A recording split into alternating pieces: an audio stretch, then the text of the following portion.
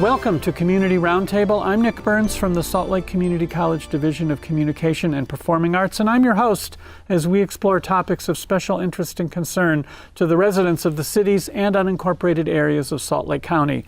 And these are topics that we feel are equally important to the general public throughout all of Utah. And today on the show, we look south. Specifically, we look to South Jordan. This is a city of over 60,000 people. It has doubled in size in only about 10 years. Now, South Jordan is a new Tree City, USA, and we'll ask how the city keeps itself in water. Also, with population growth comes new challenges for city services like fire protection. So, today on Community Roundtable, South Jordan is growing up, and we welcome South Jordan City Manager Gary Whatcott. Gary, hi. Hi. How you doing? Great. It's a pleasure to be here with you today. Oh, thank you for doing this. Yeah. So you're the city manager. I am, yes. So you have that city manager system in South Jordan rather than the mayor city council organization? Yeah, it's a mayor council form. The mayor is the CEO of the city, and I'm the chief administrative officer for the city. Okay. Yes. So you're doing the mayor's bidding? I do the council's work, yes, and run the day-to-day operations of the city and make sure that their initiatives and goals are achieved as a group. So okay. I work for the body, the elected body. So you serve at the pleasure of the council more than the mayor? Yes, the mayor appoints, but the council ratifies that decision. So, okay. Yes, it's a combination really of both the mayor and councils. And I want to get back to this, but you worked your way up, I guess I should say, through the fire department in South Jordan. Yeah, I had kind of a unique kind of a road to city management, if you will. I don't know how many city managers come through a public safety background, but long time ago, I started my career as a volunteer firefighter, of all things, back in the early and late 70s.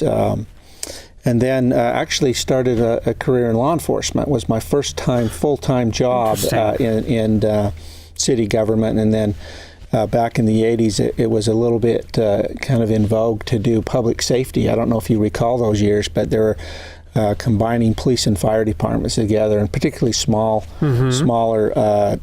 suburban type communities, and trying to find efficiencies and cost effectiveness of public safety. And so there for a while, I did both police and fire as a public safety officer, which was a kind of unique experience. But then later came to South Jordan as they were growing and to start their fire service there. So you were the first firefighter? I was the first full-time paid firefighter in South Jordan. Yeah, that was in 1991. So how big was South Jordan in 1991? I think the 90 census was about 12,200 or something of that nature, so pretty small. So you've grown 500% in 25 years? Yeah, isn't that amazing? That's kind of frightening almost. Yeah, it's really crazy. And it's been a really interesting opportunity to be part of such a high-growth community. It's a constant pressure there that you feel that growth, and you've got the old guard and the new guard, and people, that was a rural area of mostly agricultural based, and then you start moving urban ideas and people into a place like that. There's always going to be a certain amount of conflict that arises over that, but it's been interesting and fun at the same time. So, I mean, that mix sounds potentially difficult. You've got sort of the gentleman 5 acres with the horses, and then all of a sudden the neighbor's going to be subdivided and turned into, 0.2 acre lots or something? Yeah, that's correct. Uh-huh. It's very challenging from a zoning perspective. The city did a good job in those early years of trying to plan well and to ensure the proper buffering between those types of things. But over the years, I would say now we're very, very small percentage of South Jordan residents have horses and have those kinds of 5 acre lot types, if you will. They're not very far in between. So you're much more suburban now. Very suburban, yes. So even your website talks about South Jordan as big families and big yards. Yes. Which I thought was and property values are quite high compared to, say, Salt Lake County or elsewhere up and down Utah County. Yeah, I think we hold really good property values. I think a lot of it has to do with the zoning requirements. How so? I think that we require a certain amount of brick, stone, and stucco products on a home. And the size of the lots are going to dictate a certain a cost requirement, and then the type of homes that go on those lots have been, fairly large, high end over the years. The old term, I think, it's been called McMansions, if you will. But so that's been the trend over the years, until Daybreak came along and kind of changed that. And Daybreak is all in South Jordan. It's one subdivision. It's 4,200 acres of a planned unit community, and they've done quite a different job than the traditional urban or suburban type design with cul-de-sacs. This is more on the more urban design of a grid system and a little tighter density and so forth. I mean, a lot of people don't, I think a lot of people would be surprised that if you think of South Jordan and you think of those, you said McMansions and the brick and the yard and the irrigation is going, Daybreak is something very different with the alleys. Yes. You don't put the garage door is not your greeting card to the street. Very different. Much different, where you're putting the house closer to the street, front porches, and then backloaded alleys with like you're suggesting. All are supposed to invite a more friendly environment, get people socializing more. That's the theme, and it's designed in a way that you could walk. I use more bikes, other modes of transportation other than just a car. Right. So the idea is people could actually sit on their porch. You could say howdy to your neighbors, right? Which you don't get with where you got to drive next door to. Yeah, it's probably not quite as inviting. We have a big 30-foot setback in most of these subdivisions from the street to the front door, but. I still think we have good, friendly neighborhoods. It's just that I think the other design tends to make people walk more, and they're out in front of their houses, and it's easier to communicate. Do you attract different people, I presume, in terms of who's shopping? Yeah, I don't know. It seems like over the years, if I've talked to folks that have been part of South Jordan or have moved to South Jordan or been at Daybreak, there seems to be those that really like the concept behind Daybreak, and there are others that seem not to like it. I think Daybreak has enough diversity of housing stock that it really attracts all age groups. Okay. And a lot larger spread of social economic background, if you will. Oh, interesting. Because their diversity in housing stock also has a diversity in price range.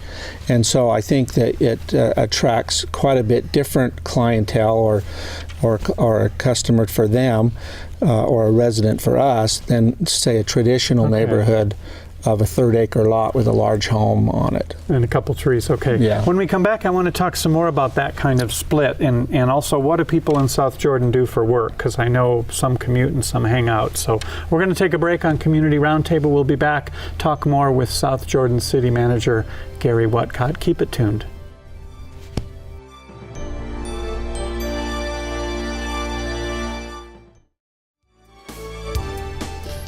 We are back on Community Roundtable talking with South Jordan City Manager Gary Whatcott. So we left off talking about Daybreak, how a little bit more urban kind of style of living, more people per acre, but regardless, everybody needs water.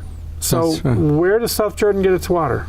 Water's going to be an interesting problem for us as a state, actually, I believe, not just a South Jordan community issue, but it's much larger than that. But currently, South Jordan sits under a contaminated aquifer, contaminated by 100 years of mining or more of.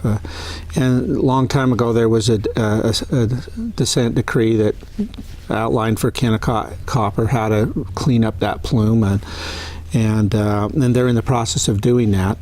But what it has done is it's limited some of our opportunities to find sources of water. We don't have any underground wells that are tapping that aquifer for water sources. So we get all of our water in South Jordan City from a wholesaler, which is Jordan Valley Water District, which most of that water comes from the Deer Creek Reservoir or the Central Utah Water Project, which is part of the reservoir system that we have Strawberry and. It's a long ways away. Yeah, and it's piped down, and that's what supplies most of the Wasatch Front anyway. At least through Salt Lake County and Utah County and so forth. But so South Jordan is sitting on a bunch of water, but you can't tap it, right? Because if you punch through into that aquifer, you'd be letting all the basically the poison water up. That's, again, it goes back 100 years. And I think that, over the years there's probably more wells than there is truly water in the ground. Being it's probably been over allocated over the years, many years since the pioneers came. But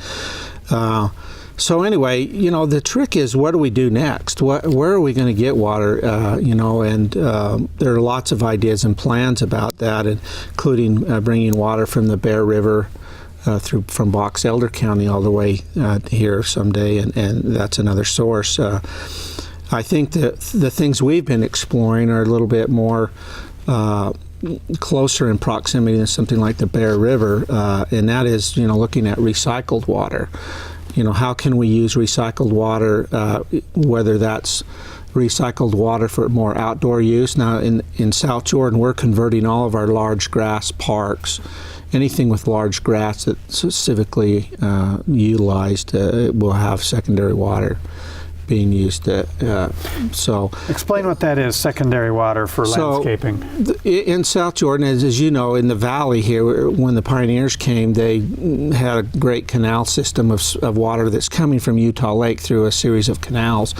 Most of those canals are still in place, and we have, as a city, we own shares in those all those canal companies, and we utilize those to pipe water to not only residential neighborhoods, but in the case we were talking earlier about parks, to tap that water to put it on lawns and stuff like that. It's not potable water for drinking quality, but it is a way to help use less potable water for outdoor use by supplementing this kind of water, irrigation water for outdoor use. So are you working on a system like that for residential use? So for people's homes, they could have the grayer water for their lawns, or right. Not yet?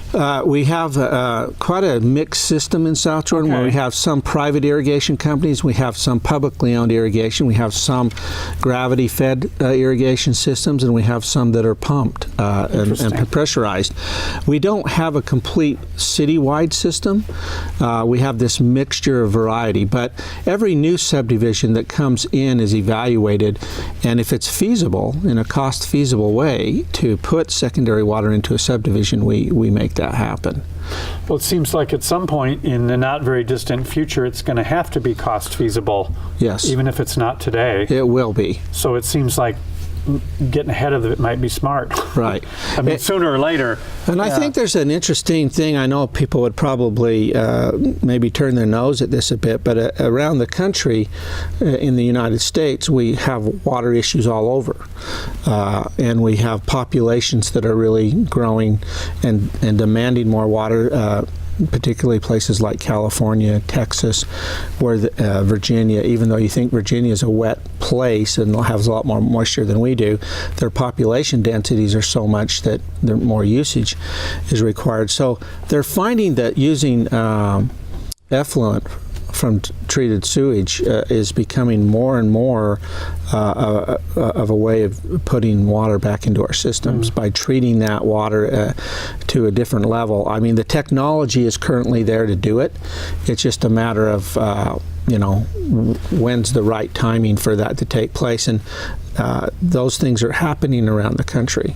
Is that a sales pitch you need to make to South Jordan citizens to be thinking about this in terms of what the cost is going to be?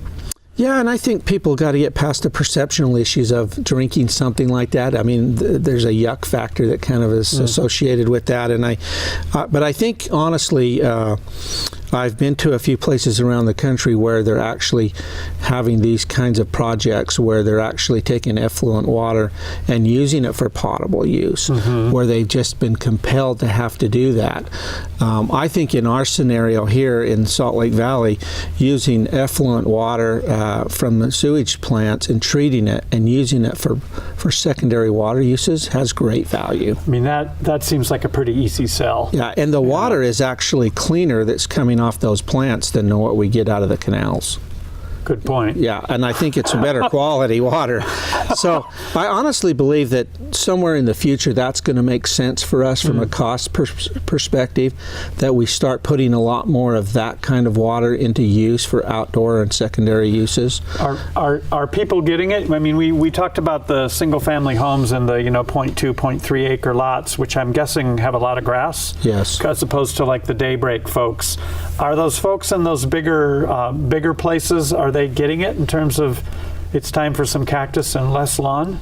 Yeah, and I think that we're reevaluating our own ordinances that will be more conservation oriented, allowing those kinds of landscapes to be done, and just trying to find further ways of expediting conservation. And one of the ways we're doing that is through some technologies that are available that actually hook to your water meter, where you can gauge your water usage, you can see the usage per month, and it's graphed against your neighbors, so you get a comparative use of your water usage versus what's happening in your neighbors. And I think Rocky Mountain Powers use this in some of their billings, where you see your comparative usage against your neighbors, and it does have it does cause you to pause a bit and think about, wow, am I really using more power than I should? And in this case, we're hoping water, because you'll be able to go online and check on your own bill account. You can see your water consumption versus others in your area. And this isn't Tom down the street who's wasting water. This is like aggregate, right? Right. So no one's, because I could see somebody going down and getting mad, but this is more, here's what average people in your neighborhood are doing, and here's where you're at. That's correct. So you could be a winner or a loser that way. So you have this goal to go from 260 gallons per person per day to under 200. That's a fairly significant. I think the goal is to get a 25% reduction in use. Yeah, and I think that's going to be a challenge. To get people to think differently about how they use water, and we're pretty. We like our green grass here in Utah, that's for sure. We like it to bloom, and we might need to be blooming in a different way. When we come back, let's get into trees. Tree City, USA. Not all trees take a lot of water, but let's do that when we come back. Be great. We'll be back on Community Roundtable, talking with South Jordan City Manager Gary Whatcott, talking about what's going on in South Jordan, because the place is booming. Keep it tuned. We'll be right back.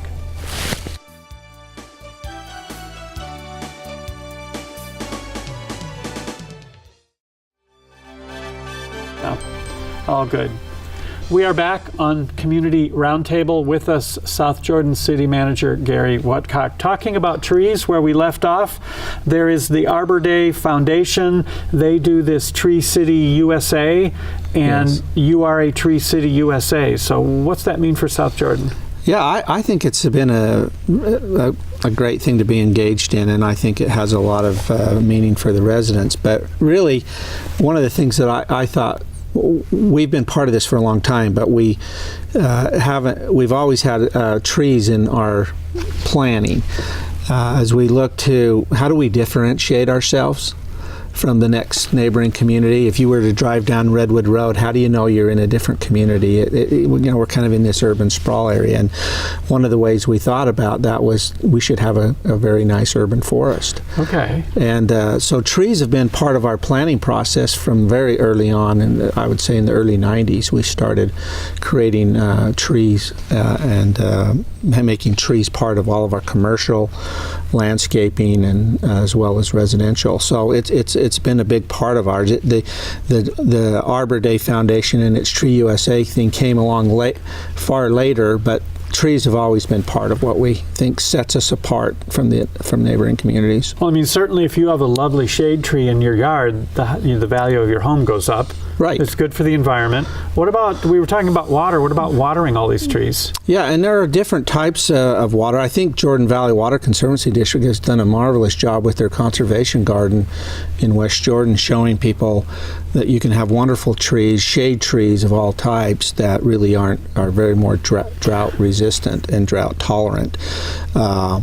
But yes, trees do take up a bit of water, but I think there's a benefit on the other side of that, and that's improved air quality that they provide, the aesthetics, the values that they bring to a community. Clean the air. Clean the air. Less power usage, on and on. Yeah. But I mean, part of this Tree USA designation is you have to have basically an urban forester in your city, which is actually kind of cool. So I presume there's a lot of outreach and education involved. I mean, you want to get Tom and Sally and Mary to, not plant a super thirsty tree in their yard, right? Right, and our urban forester is, posts a lot of things on social media recently, but we also send out lots of information to our residents regarding trees, how to take care of them, how to prevent your trees from getting diseased or have an insect infestation.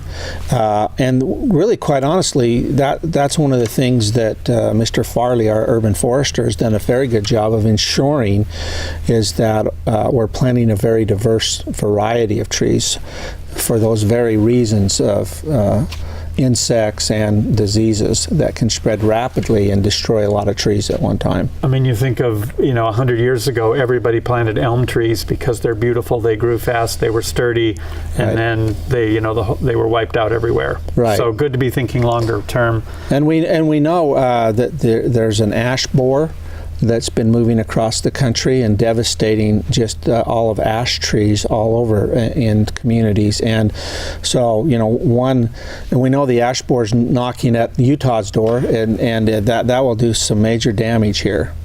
So, we want to make sure that we have a very diverse amount of trees. So good, and again, so there's some money gets devoted to this, which is kind of cool. Yes. Public education and outreach. Like you said, there's all these aesthetic management issues, soil erosion and so on. How long does it take for this to pay off? You talked about driving down the road and suddenly it's South Jordan with more trees. This must be a 50-year plan. Obviously, it takes quite a bit of time. But the investment, also one of the investments that we did is we have our own city-owned tree farm. So we're buying trees at sapling prices. So they're basically small twigs, and then we grow them into mature trees. And we have hundreds of these in our farm. So we have a lot of park strips that have trees in them that get damaged by automobiles, or if they do get diseased or whatever, we take them out and we can replace them at a very substantially less of a cost. By growing your own trees from saplings than buying full-grown trees. Is that unusual? Do most communities have their own nursery like that? I don't think that many. Cool. I don't think that's something everybody has. Huh. I'm impressed. Yeah, and then we water all those trees with secondary water, by the way. Excellent. So our farm is use secondary water and not culinary for the purpose of growing those trees. So a couple minutes left. Earlier we talked about your career as a firefighter in public service, and maybe we can tie this together at the end if we put together city growth, water, and maybe kittens stuck up in the trees. There you go. Because that takes us back to firefighters, and I understand you just built a new fire station? We will be. In this current year's budget, we'll be adding our third fire station. And obviously growth is, the cause of that, and trying to maintain service levels is definitely part of growth. And how do you do that economically without burdening your taxpayers, and trying to do it in a reasonable way? And it's all a balance of trying to make it all work. And this year we'll be adding a new fire station. And again, you're not a volunteer force, it's full-time professional. Yes. How about ambulance service in South Jordan? Yeah, I think we probably have one of the most unique licensures in our ambulance program. We actually not only provide emergency care, the 911 calls, if you will, but we also provide non-emergent care. You're doing the transports. We do interfacility transporting, and in fact, the revenues that we've made by those transport go directly to purchasing infrastructure for the fire station. So a large part of the fire station funding that we're doing this year is coming from that revenue source. And why doesn't every city do it that way? Well, the state regulates ambulance licensing, and we always had that kind of program in South Jordan, and we just didn't want to let it go. Where a lot of other communities want to strictly focus on their emergency calls, which is fine, and let the private ambulances do the non-emergency. We felt like we really wanted to make sure that we didn't have our one hand tied behind our back. We never knew what the future would bring, and this has actually been a better thing, because I think the trend we're seeing in firefighting is more oriented towards medical, and in fact now it's even becoming a larger segment of how do we introduce ourselves into post-op care or external hospital extension of their work in the community, where patients aren't traveling back and forth, but maybe fire departments go out and do post-op care and surgery post-ops and things of that nature. So I think it's dovetailing in nicely for us, and I think it was a wise decision to hold on to that license in the early years when we were up against some stiff opposition. Stiff opposition, delicately put. Yeah. So we've only got about a minute left. So real quickly, what's upcoming in South Jordan?